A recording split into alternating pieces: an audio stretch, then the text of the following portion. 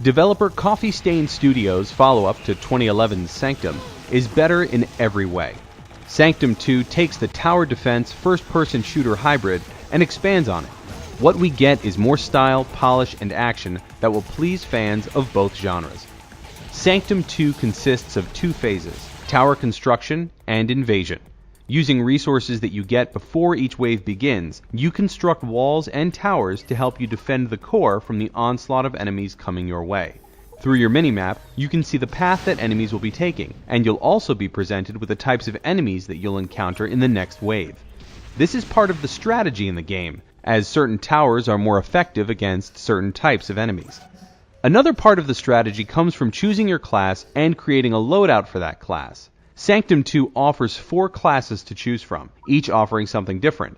There's Sky Autumn, assault rifles; Sweet Autumn, explosive weapons, good against aerial units; Simo, sniper rifles; and Hagen Hawkins, shotguns. Each of their playstyles is different, and depending on trial and error with certain maps, you'll probably be using each of them.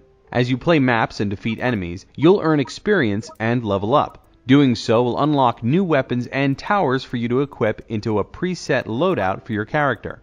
In addition to that, you'll equip perks that will further aid you. Facing off against large waves of enemies, choose Static Discharge, which adds a lightning bounce effect to your shots that deal 50% damage to other enemies.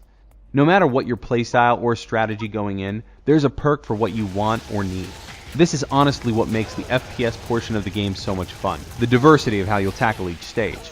The near-perfect blend of tower defense and first-person shooter is what makes the game so much fun, especially when playing with other people. You're forced to adjust your strategy both before a level and during it, as new enemies take new paths to get to the core. And while it's more fun to play with another person, it doesn't get any easier, especially in later levels where tower placement must be perfect.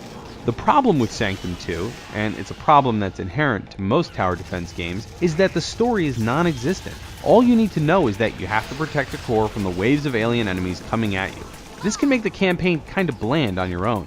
It doesn't help that the game gets monotonous on your own after a while. The visuals are clean, crisp, and have a nice sci-fi feel to them, but maps can all blur into one. For as much diversity and strategy as there is, you're always going to do the same thing, so it's better to do that same thing with a friend. Thankfully, matchmaking is a breeze. If you'd like to challenge yourself more, you can turn on Feats of Strength, which up the challenge but reward you with more XP. One example is Impeccable Accuracy, which has enemies move quicker in exchange for 20% more XP. These are a huge challenge for one player, so we recommend multiplayer for most of these feats. If you can get over the lack of any meaningful story, Sanctum 2 offers a unique take on the tower defense genre.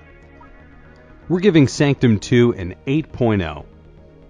It offers fun and often intense FPS action that takes the tower defense genre to new heights. There's also a season pass available for you to get all the DLC. There's still room for improvement, but if you're a tower defense junkie, you have to play Sanctum 2. You can follow senior editor Lance Liebel on Twitter at Lance_GZ. He likes talking sports, video games, movies, and the stupidity of celebrities. Thanks for watching.